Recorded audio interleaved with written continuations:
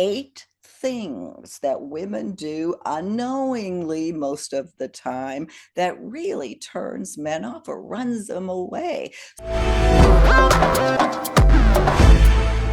Thank you so much for joining us again on Second Act TV. Once again, I want to welcome back Bob Grant, the relationship expert, dating coach, and founder of Relationship Headquarters. Bob, thanks for joining us again.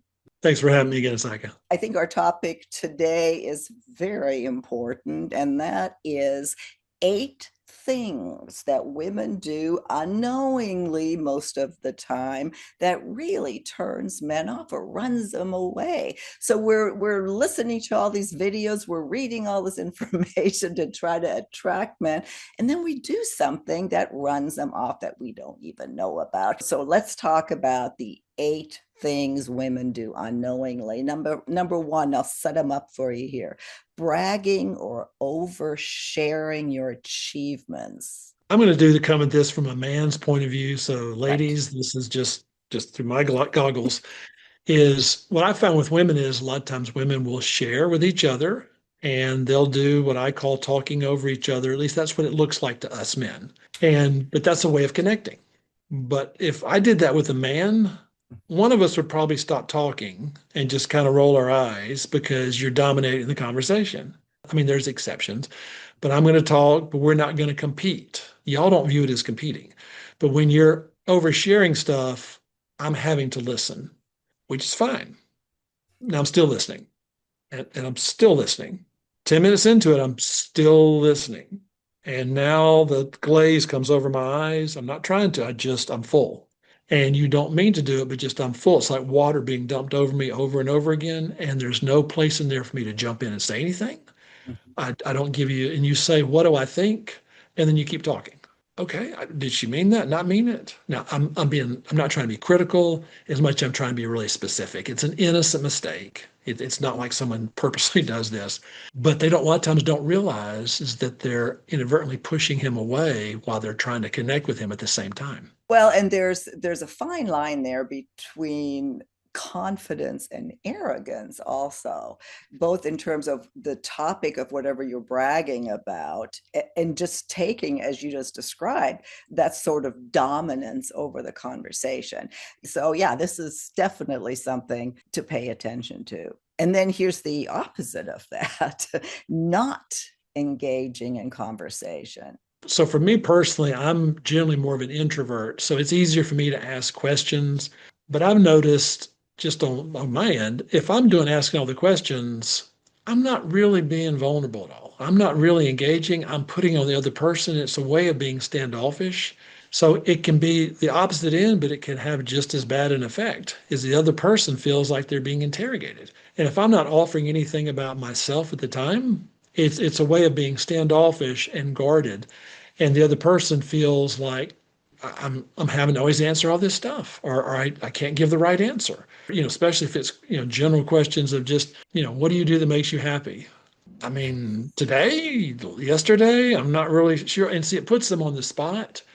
And those are really questions. I call them filler questions, and they're fine to some degree, but it's not the same as me asking you a question. And then once you comment, is I tell you how it affects me. So you like doing stuff outside? Actually, I like doing stuff outside too. I play golf all the time.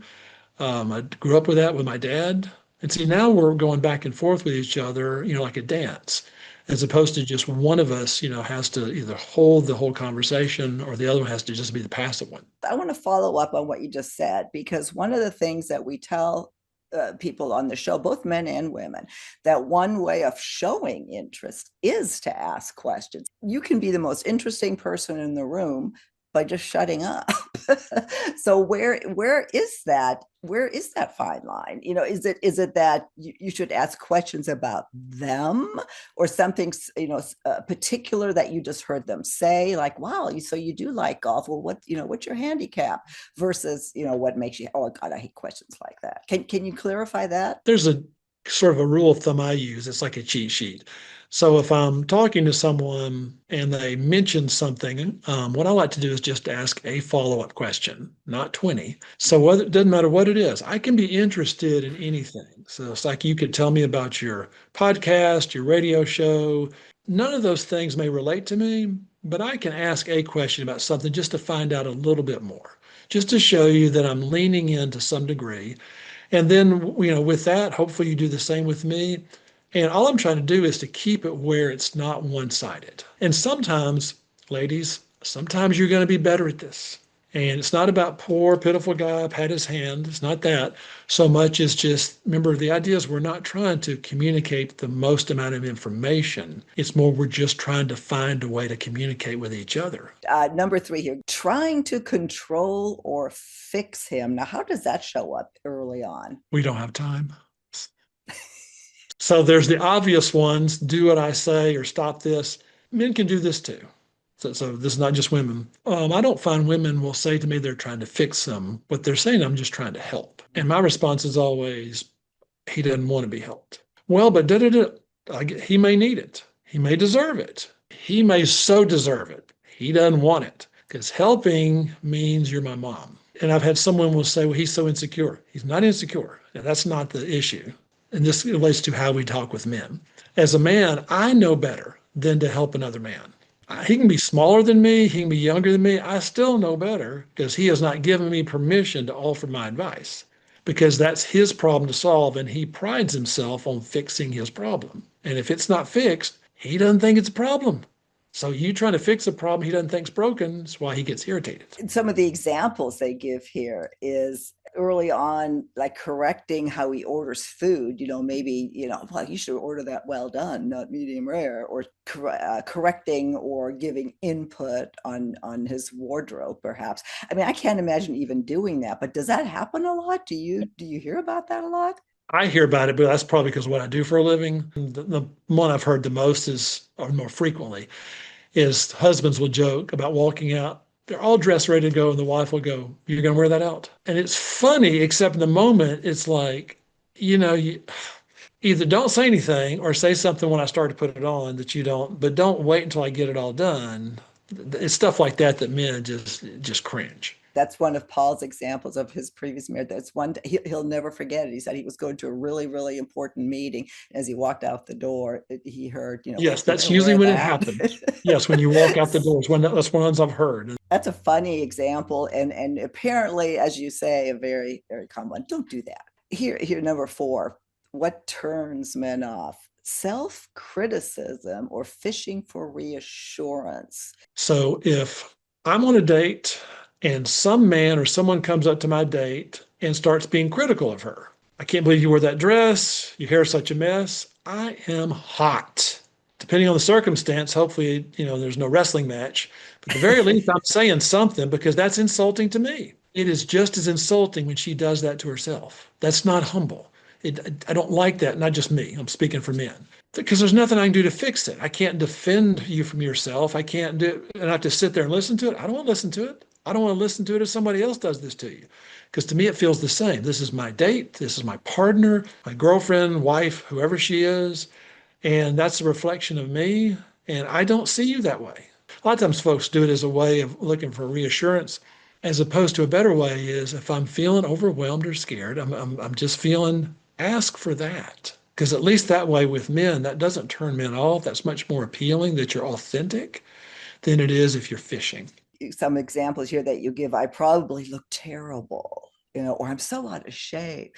What are you supposed to say? It is annoying because, well, no, you're not, or, well, you could go to the gym. I I mean, mean, there's exceptions. We all have bad days or something. Yeah, right. sweetie, you're not. But if it's a pattern, if Mm-hmm. that's your way of asking for what you need, your point is exactly of just men. We just get tired of it after a while. Another one here, being oh my God, this is a big one. Being distracted or glued to your phone. What a horrible distraction.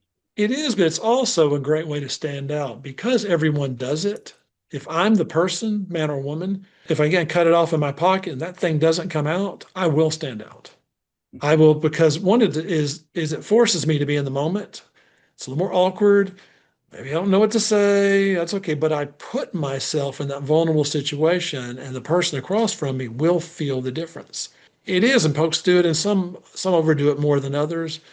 But I like using that to my advantage because most folks would never think to put their phone up. But the one that does, I promise you, you will stand out. We have a whole video on fubbing. I had not known that that was actually a term. That's how bad it is. And we get lots of comments where a man would say, I can't believe it, she was on her phone the whole time, first date. Well, that who would just don't do that. Put your phone away unless there's a good reason to have it there. And if you have a good reason to have it there, make sure you explain that. That's just common courtesy, just common courtesy. Here's another: being non-committal or flaky. Do you mean playing hard to get, or what exactly do you mean by that? If a man, and a lot of times women will get this too, but if a man asks you for something specific, Mhm. the specific plan, would you like to go with me Saturday to do something? And you agree to it, then he's made plans for that. And canceling last minute or being wishy-washy or being indecisive, I understand everybody has the right to change their mind, but just out of courtesy, courtesy is a character thing. Mhm. And character things show up in relationships, like what I'm going to do when someone's upset or they're scared or they're sick or they're overwhelmed. And the way if I make a promise or make a gesture to someone and follow through with it, that helps the person count on me. And the more they can count on me, the safer they feel, the more they're likely to trust me. A lot of times I find folks that are flaky or is they're more afraid of getting hurt. So depending on their mood, I don't want to be, and this is a big one. I hear this more often than anything. They are terrified of feeling bored in a relationship. Oh, And that's so true. when, Okay. oh, it is, Yeah, and I they'll do wasn't all going. kinds of stuff to avoid bored. And so since I don't want to be bored, if I'm not feeling it, I may take a better offer. Or I may, just write this person off because it doesn't feel exciting all the time. Part of getting to know someone is there's going to be boring times. In other words, I keep a commitment. I say what I'm going to do, and I do what I'm going to say. And ones that don't want that are so terrified of being trapped in something boring that they end up ruining potentially good relationships. That makes total sense. I actually had not heard that boring is something that men would actively think about. Yeah, say that again. Men actively think about not getting into Yeah, a they boring fear being situation. bored. I think men and women both, but they fear being bored because being bored is trapped, is the feeling. And so because they're so afraid of being in a trapped or boring or, stale relationship, that that some folks take that to an extreme of just I can't commit. I don't want to, do anything that's until I'm absolutely positive, I'm absolutely certain. I'm like, well, get a dog. Seriously, I mean, get a pet. I mean, that's what they're for if you want that. The relationship is just has inherent risk with it. That's part of what makes it fun. Well, number seven here: forgetting basic courtesy. Opening a door or paying for a dinner. It's not sexism. It's you say thank you. That's a nice thing. Yeah, and for men, guys, most of us were taught this. This is how you demonstrate value for a woman. It's not entitled. It's a reflection of me. So it's not I have to do this or I have to open a door or I have to whatever it is walk on a certain side of the street or I do that because that's the type of man I want to be. Now, everyone watching you be whoever you want to be, but know who you want to be. Mhm. Make it a point to decide before that, so that like if paying for dinner, if that's my gesture, okay, maybe she likes that. Maybe that isn't her thing. But maybe open the door is insulting to her. Okay, she can tell me, but I'm doing that because that's how I want to be as a man, not necessarily what does she like. Now, she may like something I don't think of. Okay, I can do that too. But if I do it primarily as an extension of who I am as a person and my character and who I want people to know me as, that's going to come across a lot more authentic. Women like the authenticity a lot of times just as much as the gesture. Mhm. Well, and just showing appreciation, really thanking a man for something. Yeah, common courtesy. It's not entitlement. You thank. You say thank you. And this whole thing that you can be offended by opening a door, that I will never get that. I don't. I really don't get it. And then finally here, and I totally get this one, getting too serious too soon. Yes, because it's the idea for men is I have to feel like it's my choice. I Mhm. may not say that or not because it's a power thing. So power is what's most important to me, or more specifically, feeling in control. And if someone else is making decisions for me or pushing me toward them, I naturally feel out of control. And I'm not used to feeling. I don't feel a lot of times, but when I feel a lot. So I don't want to feel a lot with something that's really uncomfortable. So I like to make a choice of my own. Are we going to date or not date? Again, it may not be totally my choice, but at least on my hand, I don't want to feel pushed or rushed because if I'm hesitant, I'm worried there's something I'm missing. So if I feel pushed into it, I'm afraid I'm going to make a bad choice. And the worst part is I'm going to end up hurting someone, not just me, but her. And that feels awful. Well, and this is certainly not something that you do on a first or second or third date. I mean, there's these theories now of hardballing, putting out everything you want, which anyway, that we did a video on it that was very interesting. So no, I mean, I get that. You don't talk about commitment on the first or second or even third date for that matter. But in your opinion, what is a proper time where you deserve to, I mean, is there an answer to that? I know everybody's unique. I mean, if let's start with the end. If it's been a year, I mean, after years' time, there's probably not a lot new that's going to be discovered. Usually, what I tell women is, I say, wait until you've seen a man get angry first. Now that can hopefully that's not soon, but that usually takes 1 or 2 months. I mean, usually at some point there'll be a waiter or waitress that was rude or something comes up. And then once we do that, then let's see after that happens, okay, are we making an exclusive talk or at some point, what do we want from this? But if we give it that time first to see if this is even someone that's long-term potential, then I like to start the clock after that.